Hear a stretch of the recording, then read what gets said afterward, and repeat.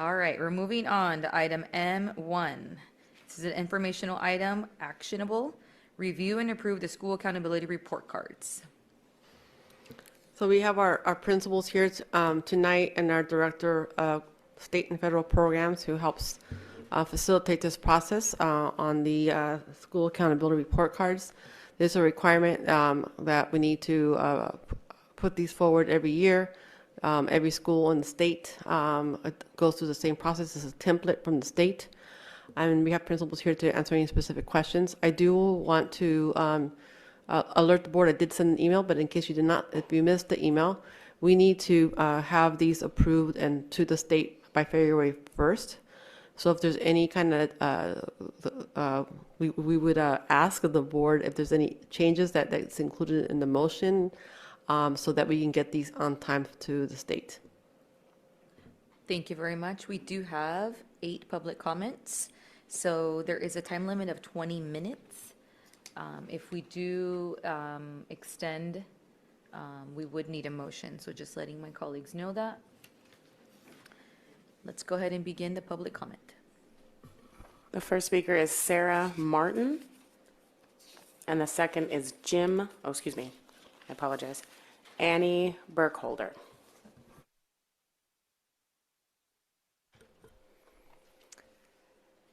Good evening. My name is Sarah Martin, and I am a parent of 2 kids in the district. One is in elementary, and the other is in middle school. While I am here tonight to discuss the student accountability report cards, I want to speak to a particular aspect, which is that the public largely doesn't realize the scope of the problem in academics in Woodland Joint Unified. WJUSD needs to acknowledge that in some schools, 85% or more of the students are failing to meet grade level standards in math and ELA. I'm grateful that the board is getting this information tonight, but the public needs it too, especially given the multitude of ways the district has to communicate with families. In the superintendent's weekly report, for example, we hear WJUSD sing its own praises, painting an exclusively rosy picture that does not necessarily match families' experiences. On the district Facebook page, we see fabulous news, genuinely fabulous news, about electric buses and student leadership opportunities, but nothing about how more than 2/3 of our kids are not meeting grade level standards. WJUSD is not being transparent or actively forthcoming, and the community can feel it. The recent failure of Measure P was largely due to the public's distrust of this administration. Parents are feeling gaslit, and perhaps most importantly, because these issues are not being presented honestly, frequently, and actively, families cannot be a part of a meaningful effort to help. I do believe this can be done with hope, not despair. I don't believe we need to do anything that is going to risk a lawsuit. I also don't want to do anything that endangers our teachers or gets the public mad. But I do believe that if we have good communication, then commitment and excellence for all is actually able to happen. I genuinely believe this board has students' best interests at heart. I have seen it multiple times. Parents and families want their children to succeed too. And to our teachers who are dedicated, caring, and work so hard, thank you for all you do. There is so much good in this district. But to work together and effectively make change, we need a robust and open dialogue from the district about what is and is not working. Thank you. Thank you very much. Monica, can you call the next few names?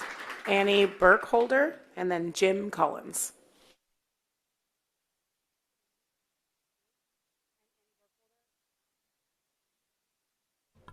Hello. And I'm the mother of 3 kids at Sci-Tech and a member of the school site council. The education of our children is a sacred responsibility, and I have deep gratitude and respect for all of those who commit themselves to this, many of whom are in this room. Whether we rise to the occasion now, in this moment, will have ripple effects for decades. Not only does a quality education change the individual, It transforms the family, this community, this country, and our world. It is through education that the societal ills of ignorance, poverty, and inequality can be healed. I'm going to provide some data that comes from the SARC, as well as some specific class data that I have researched along with some friends. And I think the data can sometimes feel dry and disconnected, and you forget that these are children. These are people's children, and each child matters. I'm going to share with you some data now. I have assumed that there are about 30 children per class. At Whitehead, only 10% of students, or about 3 per class, meet the state standard in ELA. Only 5%, or about 1 student, meet the standard in math. At Dingle, only 2% of 6th graders, 0 to 1 student, meet the state standard in math. At Plainfield, there is not a single 5th grader, who meets the standard in science, not a single child. And only 9%, 1 to 2 per class of Hispanic students meet the standard in science. 8 out of 12 of our elementary schools perform worse than the state standard in science and ELA. And the state is ranked 37th out of 50. So that's not even a goal we should try to get to. We should be better than that. The thing is, we know what we need to do. There is plentiful data and metadata analysis on what works, and it's empowering and supporting teachers. It is helping teachers collaborate together for the benefit of our students. If we know what we need to do, why are we not doing it? Why can't we choose right now to be an example for other districts on what is possible when people get together and think bigger and are courageous and strong and decide to make a change? I really have hope as well, just as Sarah does, that we can do this. Please, I'm here for you to help you. Jim Collins, and then Emily Murphy.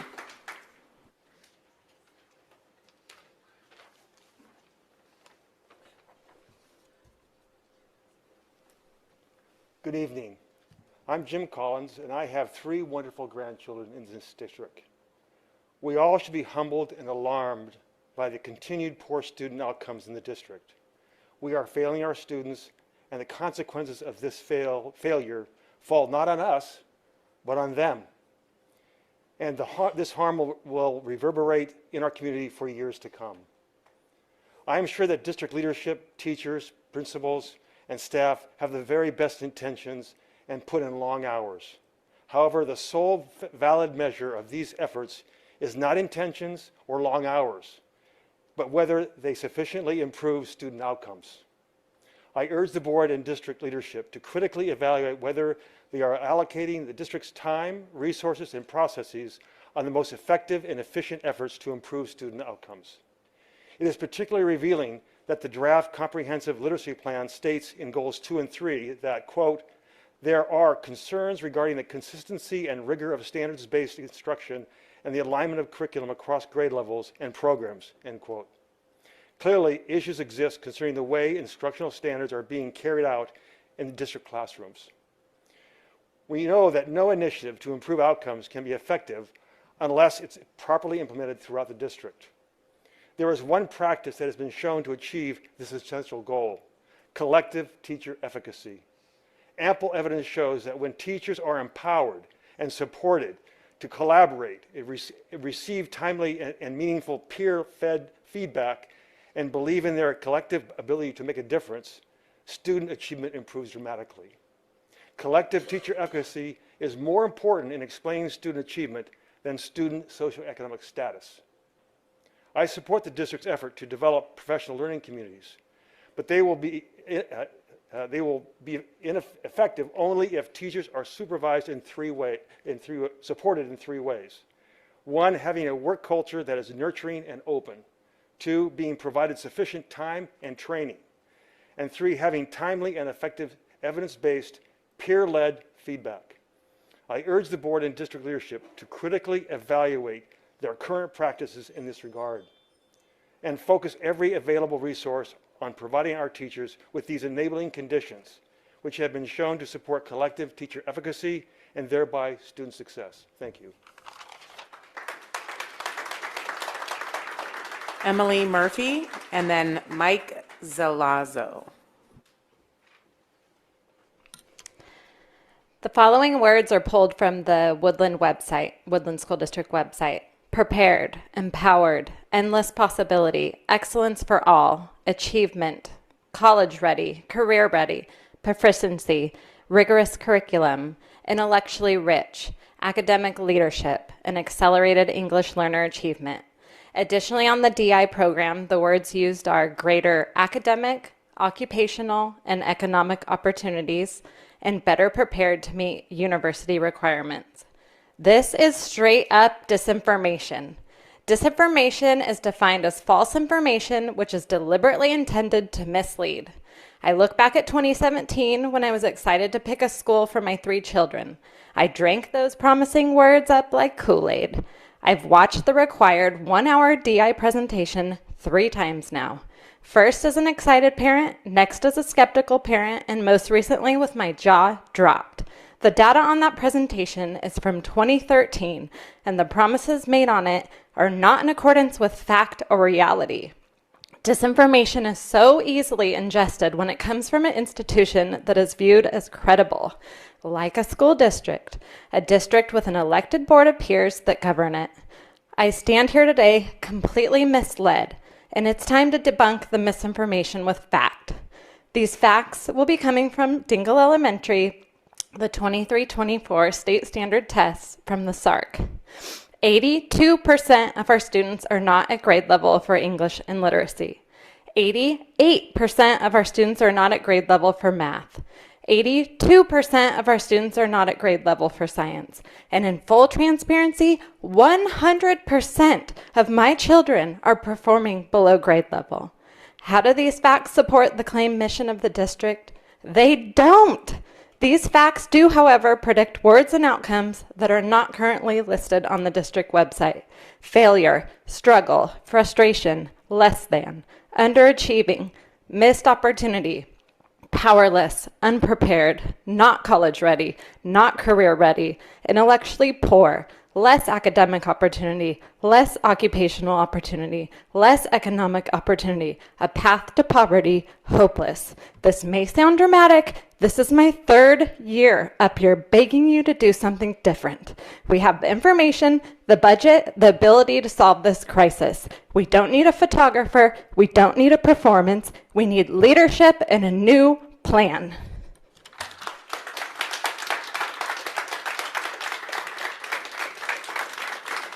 Mike Zalazo, and then Leanne Hartman. I'm not Mike. Mike had to leave. He didn't realize how long board meetings take, so he gave me his speech, so I will just read it for him. Wait a minute. Is that allowed, Superintendent? No. Okay. I spoke with Monica during the break, and she said that I was able to give his presentation for him. You can give her is it written? Yes. Yeah, we can accept the written statement.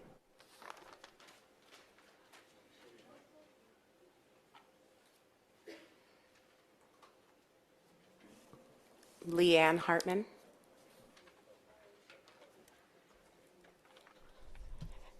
Hello. Hi. Good evening, trustees and superintendent and community members. Hello. My name's Leanne Hartman, and I have been a proud parent of Dingle Elementary School Panthers for almost a decade. I appreciate the opportunity to speak tonight, and thank you for listening. My husband, who actually had to leave because he also didn't realize how long board meetings were, we both work at UC Davis and are fortunate to have resources to send our daughters to different schools in the area. But when we moved to Woodland 12 years ago, we deliberately chose our neighborhood school, Dingle Elementary, because we believed our kids would be able to have a greater understanding of diverse perspectives, develop greater empathy and social awareness, and be exposed to real-world challenges faced by different communities. while getting a foundational education that would prepare them for their future. This has all been true, though our children have been among the 12 to 18% of Dingle scholars who have met or are above grade level. It's truly heartbreaking to witness what's happening to their friends, our neighbors, our community. Despite dedicated efforts from teachers and the support from families like ours for 10 years, the data reveals that our students are not meeting state standards, with 85% of socioeconomically disadvantaged students particularly affected. The way I see it, the lack of meaningful year-over-year growth indicates that current strategies and resources that this district has, including our after-school programs, which we have also been a part of, are not effectively addressing the needs of our students. To achieve the district's own LCAP goal, number 1, college and career ready, means these kids need to be academically prepared for middle school so they can go into high school and beyond. To foster real, measurable improvements, we must realign our resources and focus on targeted interventions that directly support students, the reason we are here. As parents, what more can we do? 10 years of volunteering and giving money and doing homework and listening to our kids cry. What more can we do to partner with you all, with the district, to turn this crisis in our community around so we can produce educated leaders for Woodland and the world? Thank you. Thank you very much. Beha Springer, and then Irene Diffentorum.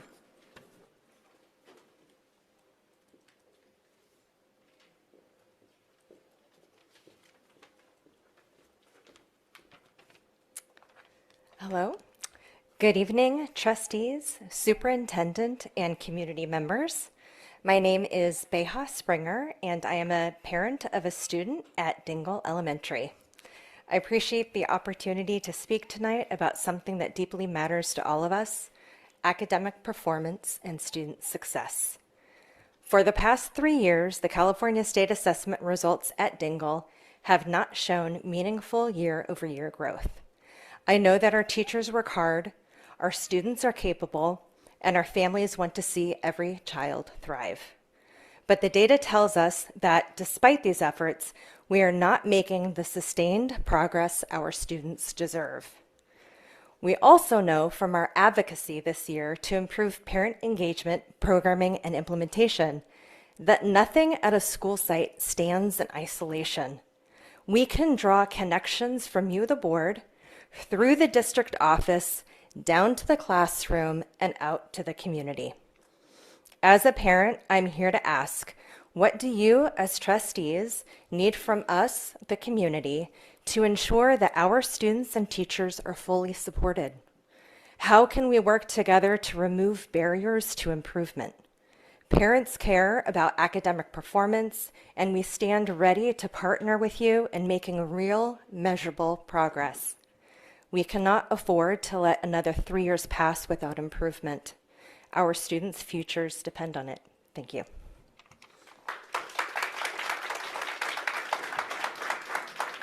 Thank you very much. That concludes the public comment for this item. Presentation. So I'm going to invite our Director of State and Federal Programs, Danielle Sharp, just to kind of just briefly describe what this process is, and then open it up for any questions for the trustees, and if you have any specific questions for our principals. The majority of them are here. There are a few that were not able to make it for things that they just couldn't, they weren't able to change their calendar, but we have the majority here. Thank you. The school accountability, the school accountability report cards are an after-the-fact reporting of data from the 23-24 school year and a little bit prior to that as well. And we're required to be approved by schools and school districts annually. Just to kind of give you a little bit of context, the CASP data that you see within, and that was referenced by some of our parents here, will be used to develop the school plans with the school site councils to make measurable change moving forward. And our principals are here with questions, so.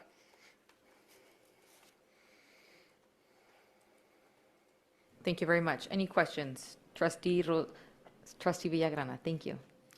Can you summarize the purpose of these documents first? I have a few other questions, but that's my first one.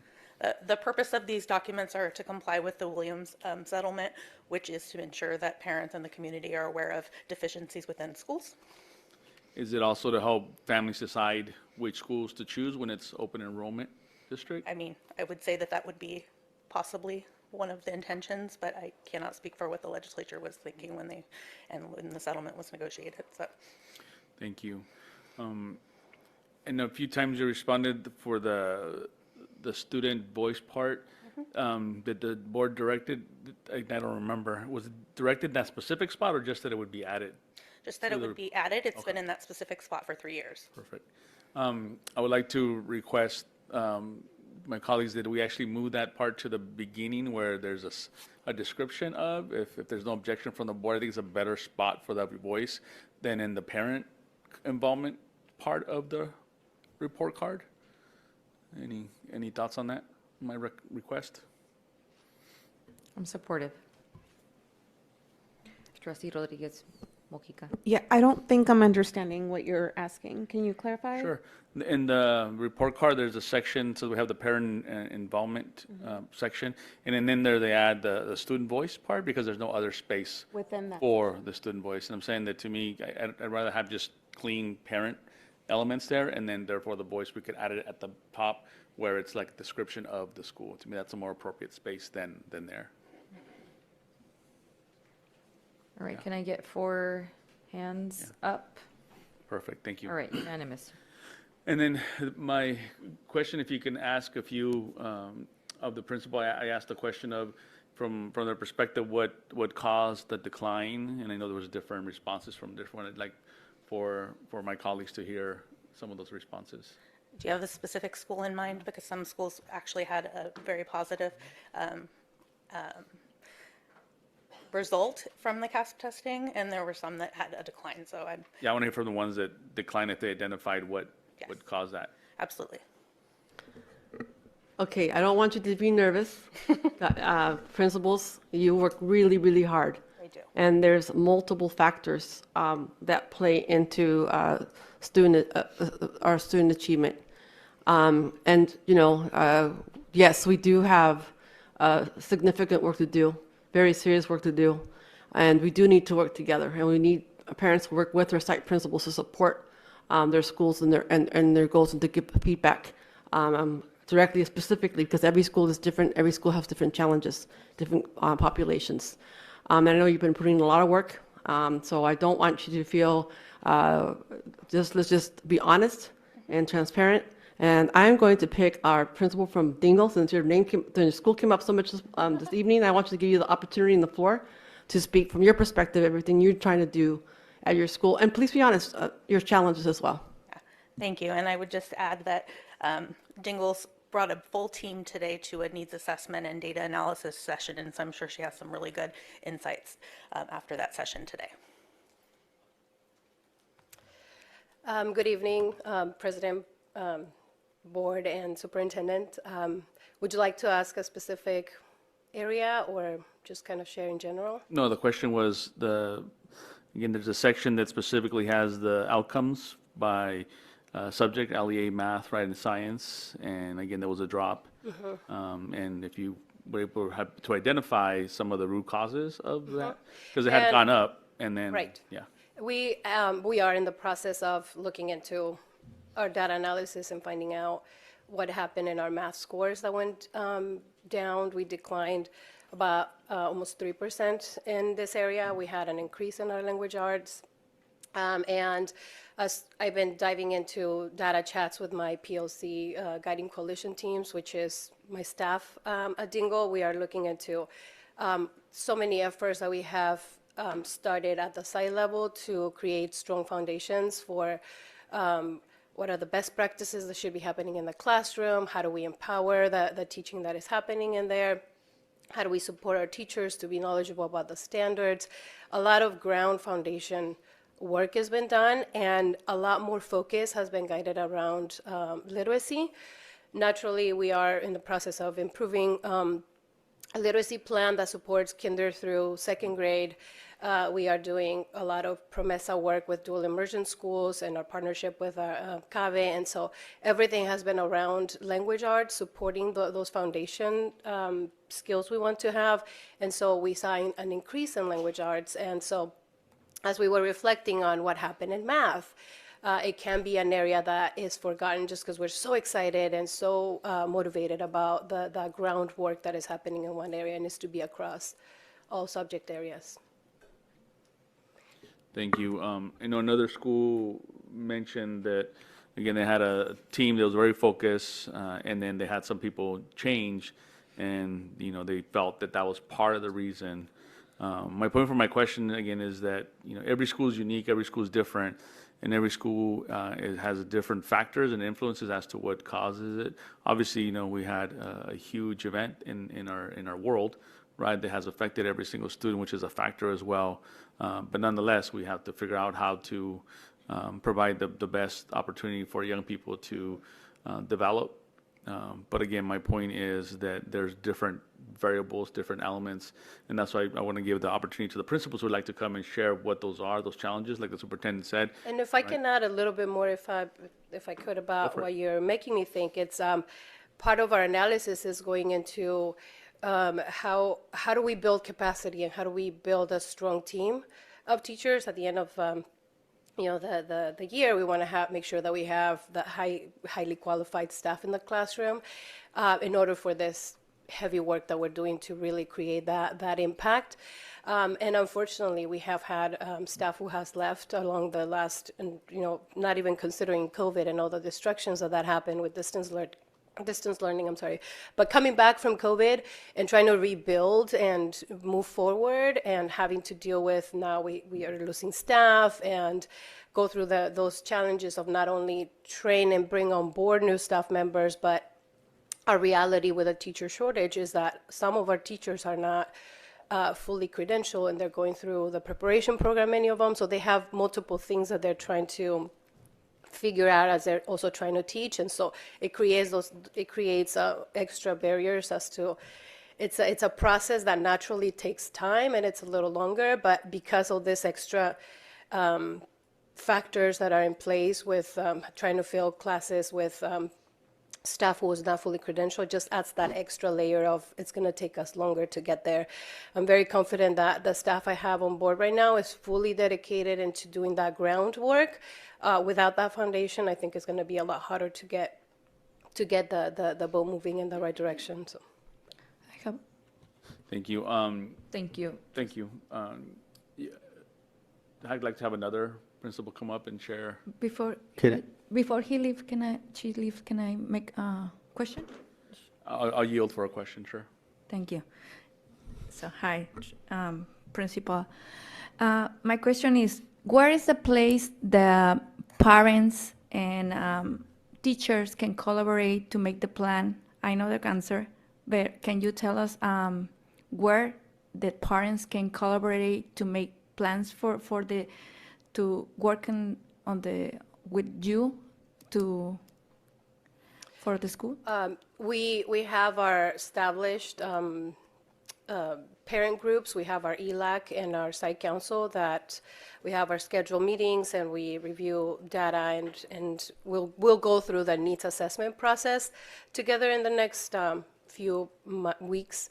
And aside from that, I have a very active PTA group, and we constantly talk about like this high concerns that my families have. So I'm trying to be very cognizant about all the work, all the communication that they're trying to bring towards my attention and channel it to the people that I meet with when we meet with site council and when we meet with ELAC. We've done some extra work in trying to bring our groups together so that more voices are in the room with our PTA and our ELAC committees together, just to continue to hear what are those real questions that our parents have, what are those real concerns that they have, so that I really have a solid understanding what needs to really be addressed in our plan. So is my understanding that on ELAC, by requirement, they check the scores and these graphics, and also on Sci-Tech and the school site council. So I just want to mention this because I hear comments where they say the parents don't know about these reports, scores. And I'm sure by law, the ELAC and DLAC know where can they find these scores. And also in school site council. Is that correct? That would be correct, because we are presenting that data. So I have my council and my ELAC go through, here's where you can find the dashboard and all the information that comes in it, and how to drill down into how to really go into subgroups, and like for our ELAC, because they're so interested in knowing how are the English learners not only progressing in their English learning process, but also how are they performing when they take their math test or when they take the language arts, so that they know how to go and like find additional information. And I'm pretty sure that there's still a lot of space for me to explore and continue to improve in getting the information out to the community at large, so that it's not only the subcommittees that are well-informed and know where to go and find it, but that the rest of the community feel the same. So based on those meetings, they can make comments and to yours and make goals at your school. Is that correct? So the parents on ELAC, right? Yeah, we go through the needs assessment process, so they can provide feedback to me, and we collectively, and then I also include my guiding coalitions with teachers, so that collectively we have the information, all the information that would be needed. So for now, those are my questions. Thank you very much. So I want to make sure that everyone gets an allotted time to be able to ask their questions. Trustee Villagrana, I'm going to go ahead and ask that you ask one more question, and then if you have more, that we come back to you. Well, it sounds like my colleagues have questions for the specific principal, yeah, so I can wait for them to be done, then I'll continue after that. All right, just a second. I just want to make sure that we're cognizant that it is going to be 8:45, and I want to make sure that everyone that wants to ask questions has an opportunity to do so. So I am going to be asking that you refrain from asking questions until my point to give you the floor, okay? Just so that we can continue operating fluidly. So Trustee Richardson-Feller. I'm just a little concerned because we had so many Dingle parents coming up here, and I feel like we are putting Principal Valencia on the spot. It feels very uncomfortable to me. Very uncomfortable. Please hold. Excuse me, Trustee Fowler. Please refrain. Thank you. I know that I know a lot of the parents from Dingle. My walking buddy is in the audience right now, and I know that they think you're doing a fabulous job. But I just feel really uncomfortable with you being on the spot right now after they had very caring and thoughtful comments. That being said, you know what? I'm going to let you go. I will ask other principals. I don't want to add to the questions pointedly directed to Dingle. I have broad questions for all of the principals. So when I ask my questions, anybody who's willing to come up can answer them. And we'll go from there. But if you have questions for Principal Valencia directly, I will give up my place so that I can ask some broad general questions for all of the principals. If I can just make a comment, Mrs. Laura called me today, and she knew there was going to be comments, and she wanted an opportunity for you to also hear from her. And so this was no intention to put her on the spot. Laura, thank you for your bravery. Thank you for calling me and wanting to speak up so that the board has an opportunity to hear some of your challenges and the things that you're trying to do, because we know that you really care. Your parents know that you really care. I know that you do. And you want to make sure that the board hears you too. And so that's what I just wanted to clarify that. Thank you very much. And I want to clarify that. Just a second. Thank you very much. Okay, let's take a deep breath for a minute. All right, Trustee Garcia. Can I? Yeah. I just want to clarify. I want to put in a spot. I visit a lot of times Dingle, and I know how the students love you and how the parents really care about you. I just want to clarify those comments because I know for a fact how the school's working. Dingle is definitely a very unique place where we genuinely care and want to get the students to a right place. All right, thank you very much. Trustee Rodriguez. And then Trustee Rodriguez Mojica. So thank you for being here today. You know, I would hope, and I don't like using the word on the spot because I don't feel that the board, at least generally speaking, does that or wants to do that to anybody that would come up. I think this board is entirely focused on trying to get more information and trying to utilize your time, all the principals' times, to just have an honest dialogue. I know that could be a little, given the systematic way we approach each other, but you're here and we're happy you're here, and you're willing to answer our questions, and we're happy that you're willing to do that. We faced for many years now the difficulty of trying to raise student scores. COVID did not help. But I know that at least, if I think back from when I came on the board, we have talked about these scores, and we have definitely told our superintendent the expectation is to bring them up. We definitely have shared that with staff. And I think that, if you look at it over a long period of time, I think, anybody would be upset, whether you're the principal, the mother, father, the community citizen, looking at scores that we know need a lot of work, right? And that means that our schools need a lot of work in general. But we know that everybody is working very hard. And to the comments from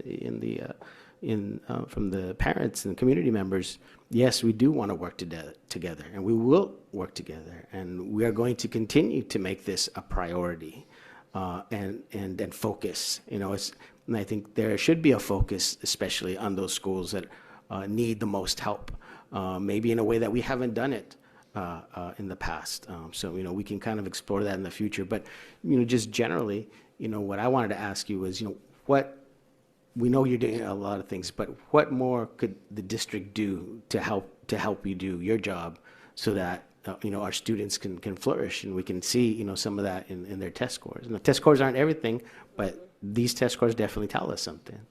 What more could we do?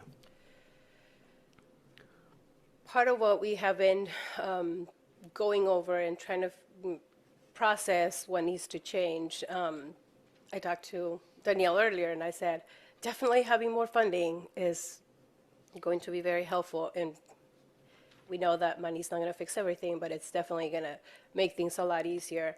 I talked to the superintendent earlier today, and we talked about having such a small school. We serve 344 students, yet we house 2 programs that are very different, very unique in their own ways. Dual immersion brings a lot of needs that are specific to the biliteracy process, and being able to create students who are globally thinkers and in both languages. It requires a lot of work and efforts. And our English immersion program it has very different needs. And our early literacy, we reviewed with my staff one of our benchmarks with iReady, and we really highlighted how our kinder students who took the assessment for the first time were very low. So that means they're coming into our classrooms already showing that deficit in early literacy skills. And so we're facing that as a whole school, but it's very different in both languages, in both programs. So both of them bring, and you heard from some of my parents, there's a high concern in social emotional needs that are high levels of low socioeconomic percentages that we serve. Also, it's part of what the support that our students need. So both programs are very unique, and they deserve a lot of dedication and time. And so being able trying to serve both of them is very challenging. And being able to bring our staff together and still go through a PLC model where they collaborate, they get to know the standards, they get to create assessments and all of that great teaching practices. It's sometimes a second thought for the staff because they're just trying to figure out how do we get this literacy scores up and how do we improve Spanish? And that's a big promise for our dual immersion families, but how do we also support such high needs social emotionally in the other side? And so trying to navigate so many things it adds an extra layer of complexity for sure. Thank you very much. Questions from Trustee Rodriguez Mojica, please. Thank you. My question was similar to Trustee Rodriguez. I was really interested in hearing what we could do to support you and what you might need. So as a follow-up, you mentioned funding, right? What do you need the funding for specifically? What would you use it for that you think would benefit an increase in scores? Because we're trying to build that capacity with our staff, and we have had a lot of the Title I funding that we get goes directly towards students. By providing small intervention groups, we hired additional staff that can do 3 days a week, additional reading support for students in primary grades, and shifting our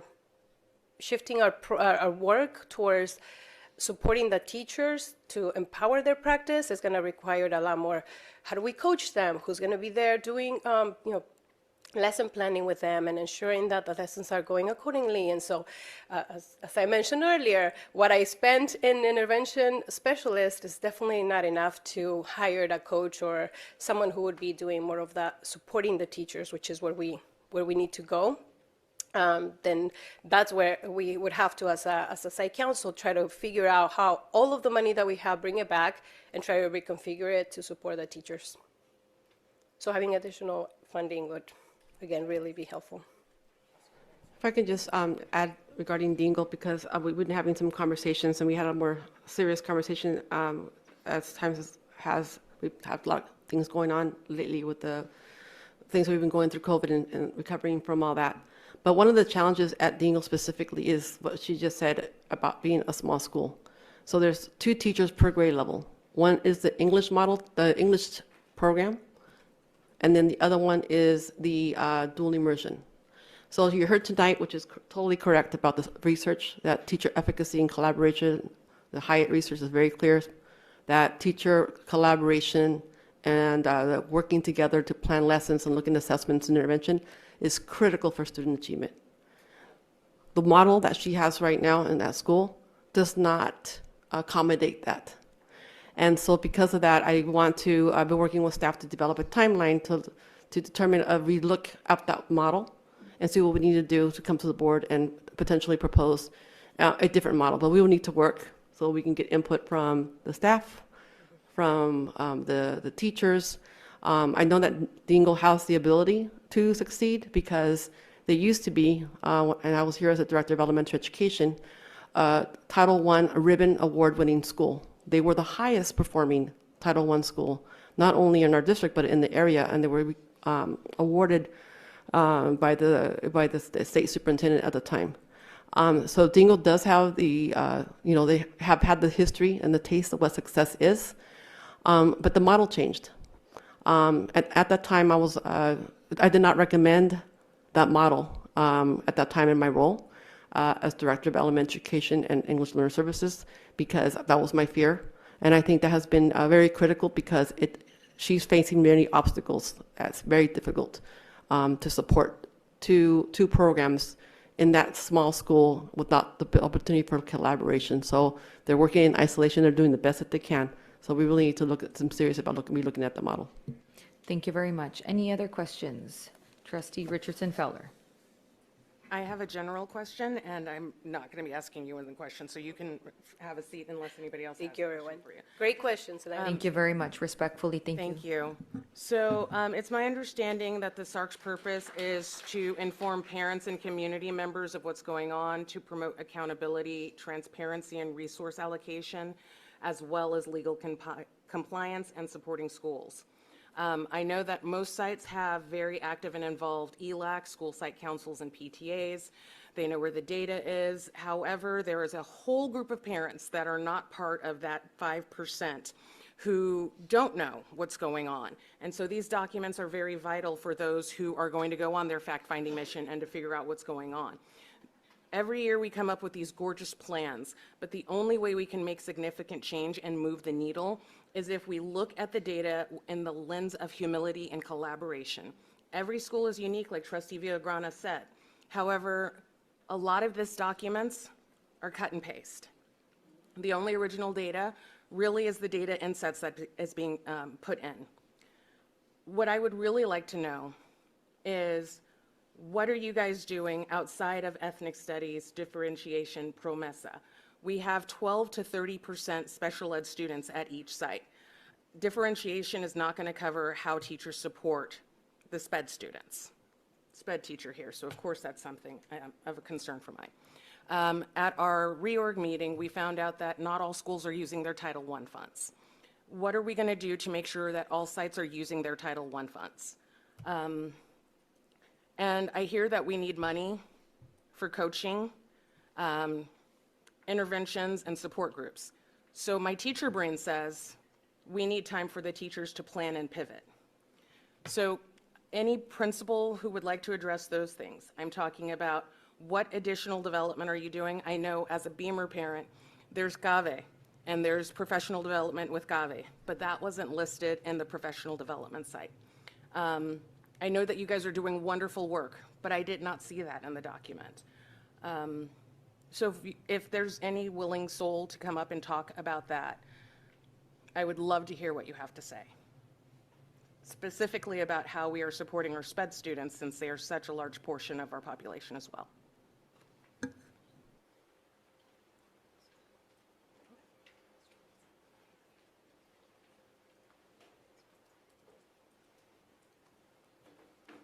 Good evening, Superintendent, President, board members. Sci-Tech is very different. I mean, we have our own LCAP and everything, but I think I can answer your question in terms of special ed. We have a high percent of special ed at our school.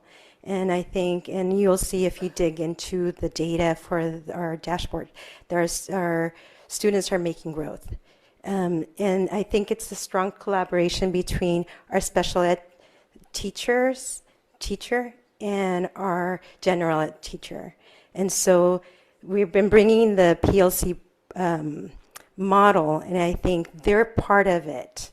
And it's really important to continue that work so that we see our kids as, all our kids, and not just, the ELs or the SPED, or because they're all our kids. And so I think that's one key of collaborating and doing more collaboration between all our teachers to meet the needs of all our groups and subgroups. Can I make a recommendation that Principal Friery come up and talk about the special education program at her school, because her school was actually identified for targeted support for that group and has exited that, and I think that she might have some great things to share. Thank you. Great. And then if we can also remember that I was also asking about Title I funds and allowing teachers time to pivot and regroup so that they can incorporate this into their lesson plans. Good evening. We've worked really hard over the last several years at Lee to make sure that we have focused on the needs of our special education students as well as our English learners. Those were the two groups that we were in ATSI for. We've done a variety of things, but a lot of it does come back to our PLC model and having our RSP teachers push into gen ed classes with our special education students and participate in those PLC meetings with the gen ed teachers so that they are discussing kids and their needs and interventions and different needs that our students have that we see and different ideas for reaching all of those students with the special education professional and the gen ed teacher working hand in hand.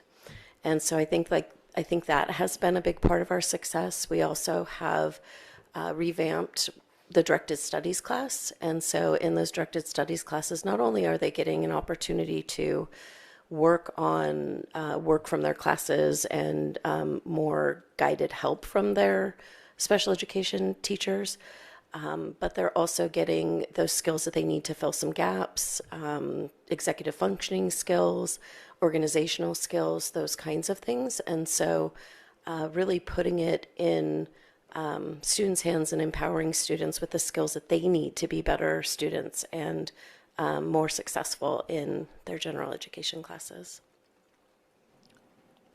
Thank you very much. Trustee Fowler, are all your questions addressed? No. All right, Trustee Brubaker.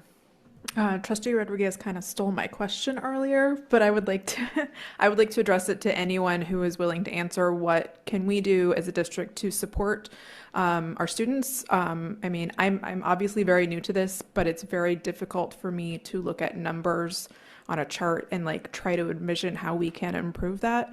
And so I rely on you all who are in the trenches of this to give us some advice. If your answer is funds, then I want to echo Trustee Rodriguez Mejica's question, which is where specifically would you aim those?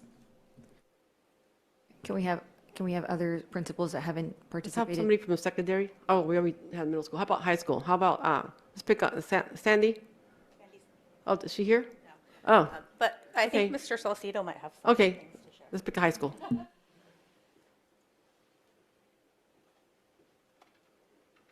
I'll just echo that he saw some really great score improvements in both ELA and math in his SBAC scores and was able to exit comprehensive support and improvement in 1 year at his school site. So I'm sure he has some great things to share. Thank you. Good evening, everybody. So in terms of kind of what we're talking about in terms of numbers, one of the things that we did last year was set up an 11th grade assembly with our students, because high school, we essentially are only testing our 11th graders every year. And it's not the same 11th graders every year, so it's different students every. So essentially is meeting with the students, educating them on what the SBAC is or what the CASP is, educating them on kind of the reasons that we maybe didn't reach our scores. What we figured out was that there's a lot of opt-outs for the CASP, and most of the opt-outs are coming from students that don't normally that normally do a lot better on the assessment. There were a lot of our AP students that were just stressed out. They're about to take AP classes or AP tests in May, didn't want to be bothered with the CASP. So a lot of those opt-outs, and when they don't test, we get a 0. So we get the lowest score possible. That averages in with everything, and that was kind of what was affecting our overall scores. So the year prior, we had about, I think, 20-something kids that opted out. Last year, I think we only had about 6. And that came from educating them, educating parents, educating them in terms of some of the things that were embedded in the program or in the CAS, like the early assessment program, so that they're, if they do well enough, they can be, jump straight into college level English and math. And also providing just opportunities and incentives for our students. With that, I think we were able to make a tremendous growth over the year. I think we raised up with, I think, 13% in English and 8% in math. This year, kind of wanted to continue on with that. We devoted some of the money that we have, kind of to go off of what Trustee Richardson Fowler was asking, was to UC Davis Math Project to bring in some coaching, bring in supporting our math teachers, because although there was an 8% growth, we're still significantly lower than the state. So we wanted to make sure that we were supporting our students, supporting our teachers, building capacity. So we brought in coaching to kind of support that. The other thing we did was have coaches from CABE come in. So we have coaches from CABE that are coming in, teaching best practices, strategies, making sure that again, building capacity within a variety of our teachers throughout different departments, so that they can bring that back to the rest of their department and build and work within their PLCs, because again, it's a PLC model that we're trying to impress upon them. Also, one of the things that is, whatever is important to you is you make time for. So making time for it was making time. So our site level meetings on Wednesday, majority of those site level meetings that are kind of for site level, I give them time for PLCs, making sure that they're working in their teams, departments, following up with that, making sure we're looking at data to kind of review any of that information. But and as of right now, we have a lot of good work happening at Woodland High School. So hopefully that stuff continues, and hopefully it continues to show in our growth for next year. Thank you very much. Any other questions? Trustee Villagrana. You're fine. Oh. Yeah. Some of the elementary school, under the ratio of pupils and academic counselors, listed academic counselors, but then in the response was that they're not academic counselors. And so to me, we should not be listing them as academic counselors in the document then. They should be listed somewhere else, or else it gives the impression that have academic counselors at those sites. Yes, thank you for that question. So as I shared with you when you asked that question earlier, the California Department of Education gets that information from what we enter into CalPads and how we identify staff. So we will be working, one of the things that we can do is look into, if the superintendent would like us to, how we are identifying our counselors at the elementary school level and see if there's a different way that we can identify them within CalPads. So some elementary schools identify them that way and some don't, because again, there's no consistency. Yeah, and we are not 100% clear on that. This is only the second year that CalPads has been automatically populating that information, and so that's something we need to look into to clarify. Okay. And then my next question for any principal would like to come up and share their perspective on, because some schools have, in the 20 percentile and lower, the chronic absenteeism, and like to hear what impact they feel that has on the performance of the students as a whole.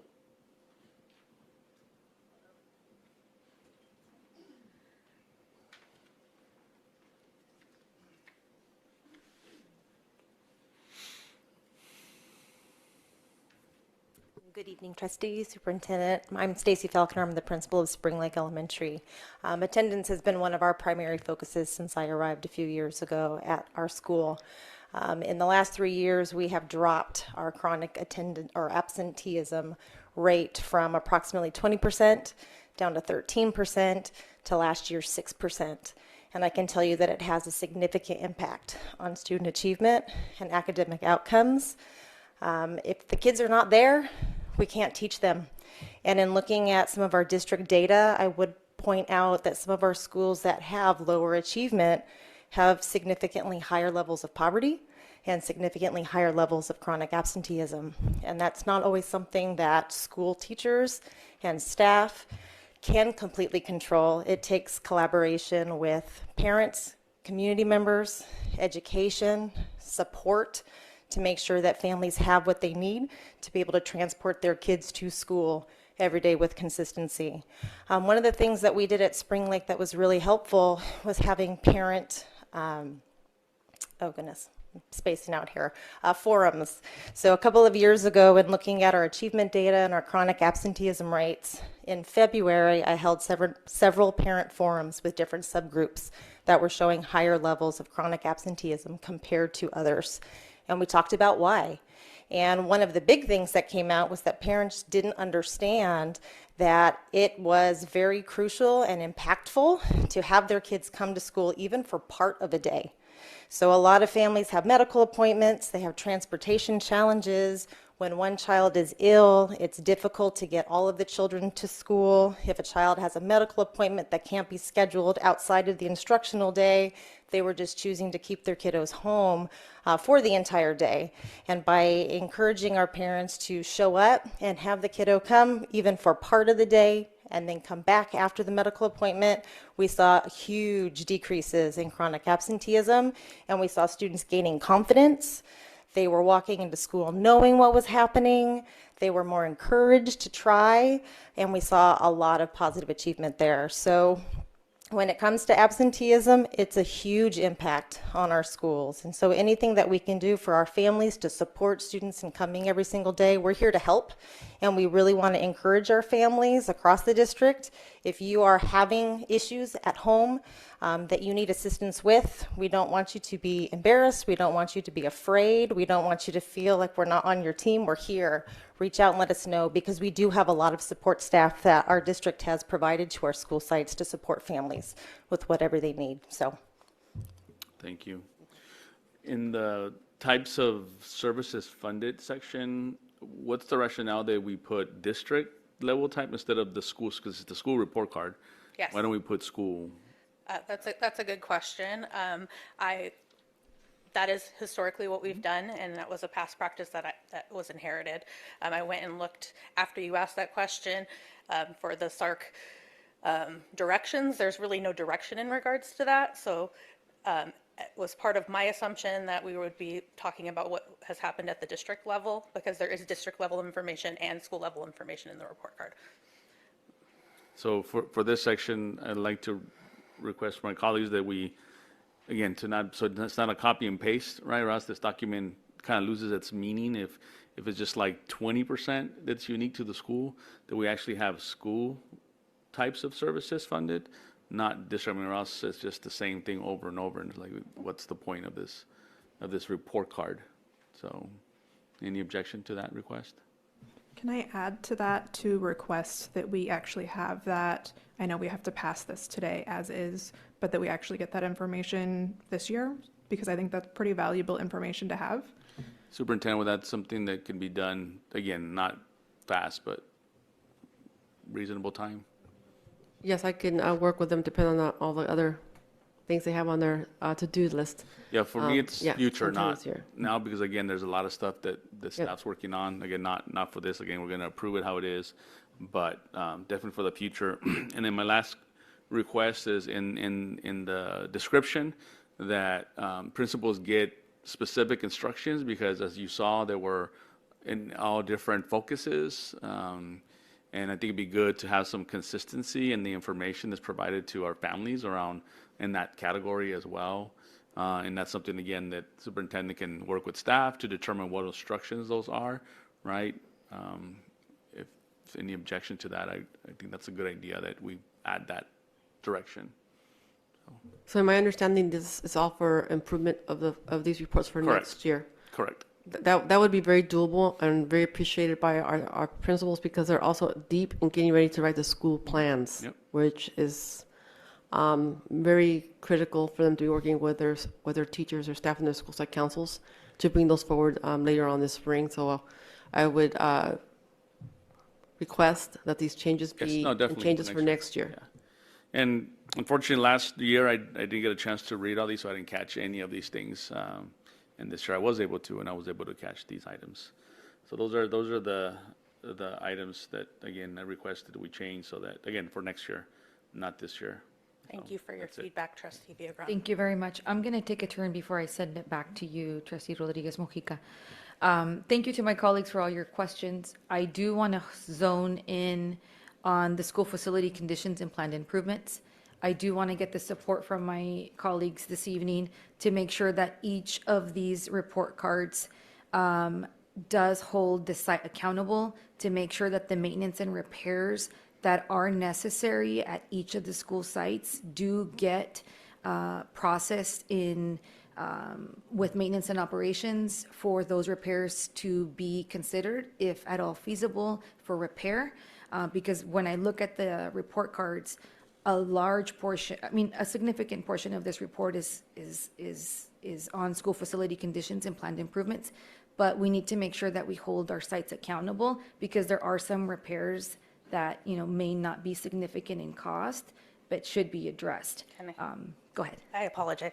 I just wanted to clarify that on the school facilities report, the numbers listed next to them are the work order numbers that were established once the issue was identified, and maintenance and operation has already submitted those work orders and are working through those processes. Thank you. And all of the school sites are doing that? Correct. Okay. Yes, so it's automatic when they do the reports, and a lot of the things on there have already been taken care of, and there's Some are pending because of other priorities, but there are on, as you can see, Jim's ready and he's already on it. Yeah, he's taking care of it. Thank you. Jim, I would love to hear from you. Good evening. What would you like to hear from me? I just want to hear how you're working with our different sites to make sure that, you know, you guys are aware of what is reflected on these report cards. And, you know, how are you considering them? How are you navigating all of these? Because you're getting, I mean, when I read this and I hear from Danielle, it sounds like you probably have gotten a lot. Sure, and we actually are intimately involved in the process because we actually go out. I go out myself, my staff go out, and we actually create these reports. Excuse me. So we walk through every site as requested. 2-3 years ago, I think we only had to do a third of our sites, the classrooms. That changed about 3 years ago. So we have to go into every single classroom and we open up doors, we check lights, we do all the safety issues. But we walk through as a team sometimes, or sometimes we do it individually. They take a few hours each site. So it does take some time to go through physically the sites. As we're going, we have our laptops, we have cameras. We're noticing everything from stained tiles to, I mean, you name it, broken tiles, doors that don't shut properly, all that kind of stuff. We log it on the computer. There's a specific program that we use to do that. Once we create the report, as Danielle said, we go into our work order program and we create work orders based on the findings that we have. And then we start to issue those. But as you stated, there's a lot of work orders that are generated through that process. We already have a backlog of work orders just created from general work orders from the sites. So we do try to prioritize those work orders from the fit inspections. Anything that is just safety concern, we'll take care of right away. Some, it might be a painting issue or, you know, crack or peeling paint, you know, those kind of get pushed down a little bit. So we do generate 200 to 300 work orders just on that walkthrough. So we are ushering through the system on those and trying to keep up with the standard work orders that we get anyway. But it's a process. We'll be done probably in another 2 to 3 months that those work orders will be completed.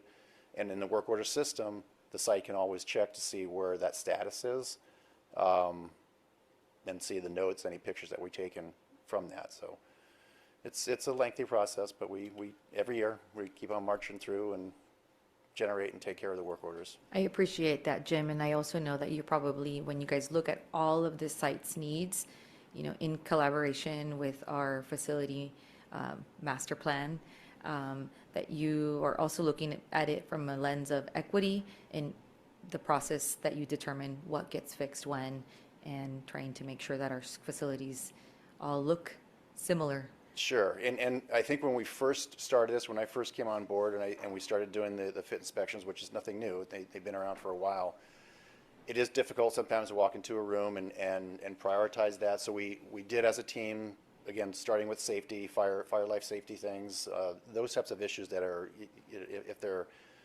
that need to be immediately addressed. So we're focusing on those. We started the process to look at every little nook and cranny, every little crack, and started to list those, and then we're generating 300 to 400 work orders. So we did try to scale it back a little bit on things that were immediate needs. Thank you very much. Trustee Rodriguez Mojica. Thank you.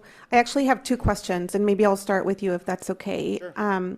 I noticed in Tafoya's SARC, cleanliness was a big issue, right? So, and it's a big concern to me, right? Some of the comments on this observation tool, it had a rating of poor for cleanliness. The comments about the facilities was that they were inadequately stocked, bad odor, ants all over the floor, ants on the drinking fountain, ants on the counter in multiple restrooms at the school site, not just in one.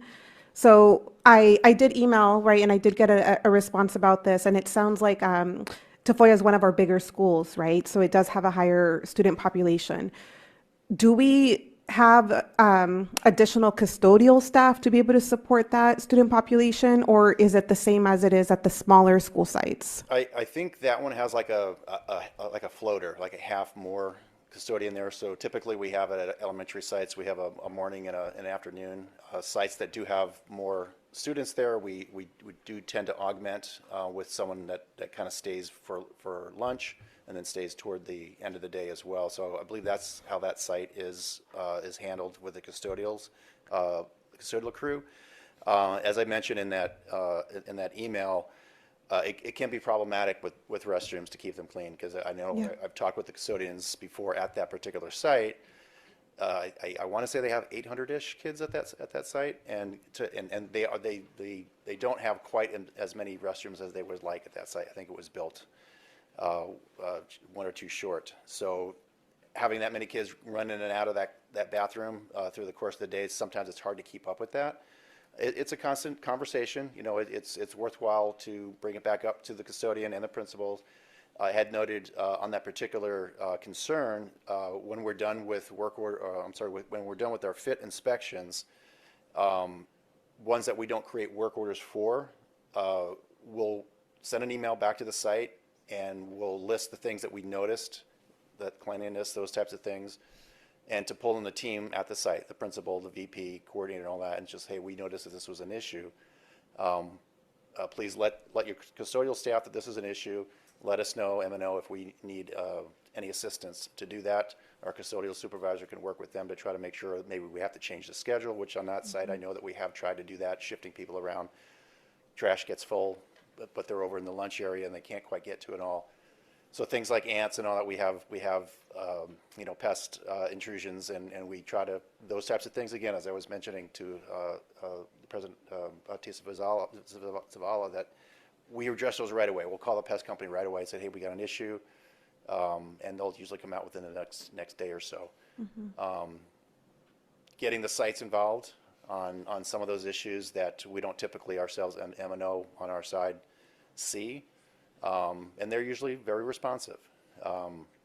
And if there is some ongoing issues that either the teachers bring up, that hey, we noticed that there's some issues in our bathrooms, we'll work as a team to try to take care of it.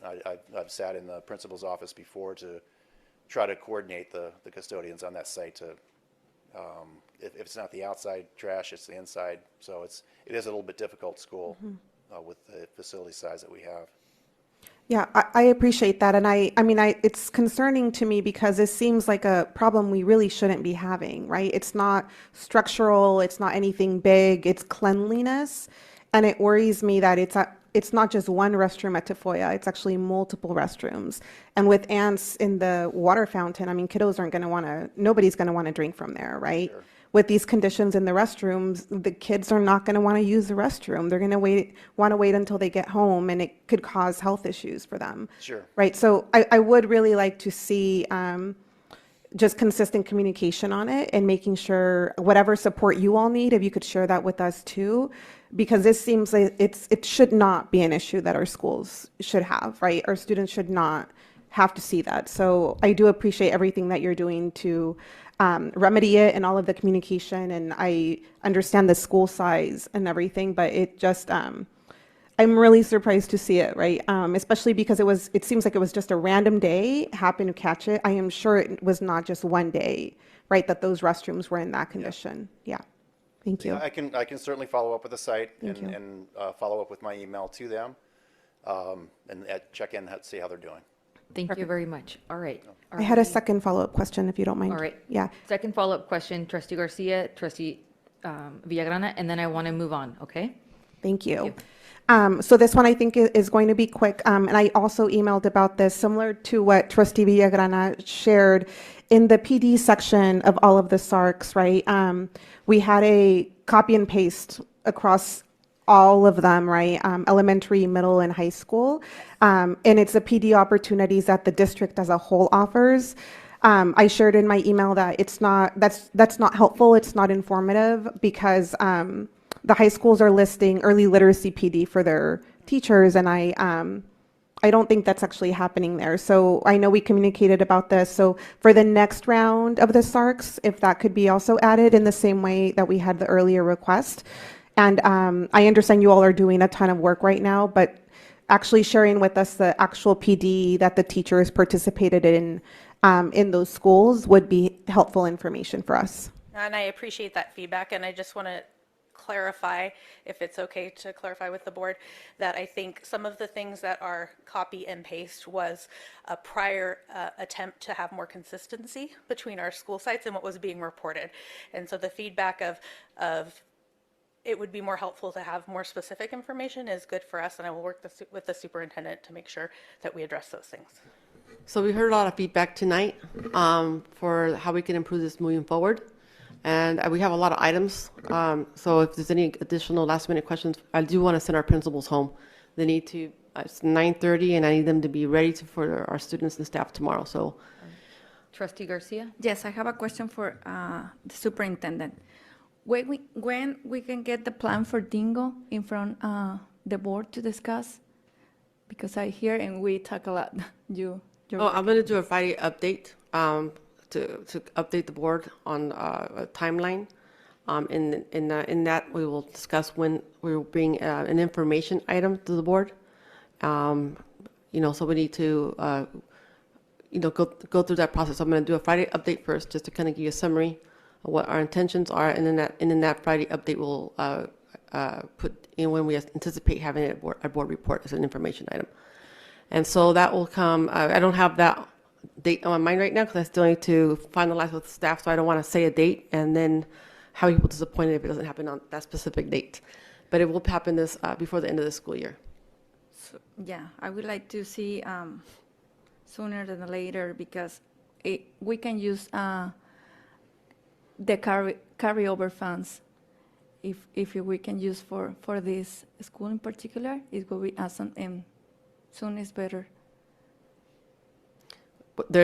I'll work with the agenda planning committee because there's also some very sensitive items. I have a big long list of yellow sheet requests I'm still trying to catch up on. We have some required items like school plans, but I'll work with the agenda planning committee to see, and with my staff to see when they will be ready to present.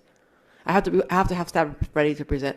Yeah. And they also has to fit with the agenda. But yes, I know that is an urgency.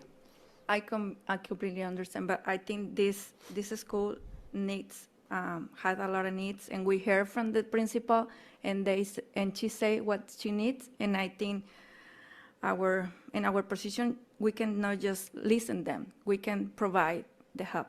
So I would like to ask the agenda planning if we can put this a prioritized item. Has there been a yellow sheet submitted for this? No, there hasn't, but I still have to have staff ready to present. So I can't present where we have to make sure that we work with the principal and she communicates with her staff. Trustee Garcia, submit a yellow sheet, please. Okay, I will. All right, Trustee Villagrana. So my last, just want to say thank you to the principals, and pass on the appreciation for your staff, for all the work you all did to again put this document together, but also again all the efforts that you have done to again keep the scores we're at, and also all those of you that were able to increase the scores. The purpose of my questions again was to basically highlight the many challenges, right, that exist that you all are overcoming and working with your staff again to provide the best education for the students that you serve. So with that said, I'd like to motion that we approve the school accountability report cards. All right, there's a motion on the table to approve the school accountability report cards. Is there a second? Could I ask a question really quickly that I don't expect them to answer tonight? I will give you a chance to ask a question, but there's a motion on the table. Can I get a second? Second. It's been motioned by Trustee Villagrana and seconded by Trustee Rodriguez. Question. I don't expect an answer to this. I would love an email if anybody has any ideas. I was concerned about some of the percentages of rates of suspension of some of the more disadvantaged and marginalized members of our student population. If any of the principals have ideas about how we as a district can make improvements or support on making changes to hopefully improve those rates, I would really love to hear them. Thank you. Thank you very much. All right. All those in favor of approving, please say aye. Aye. Aye. Aye. Any abstentions? Any noes? Opposition? All right. This motion passes unanimously by our board. Thank you very much to all of our staff and teachers who participated in this item. Thank you to my colleagues for participating and asking great questions. I know that there was a little bit of back and forth, but this is part of the process, so I do respectfully appreciate the dialogue. All right, we're moving on to the next item. Principals, please go home. Thank you very much. Good night.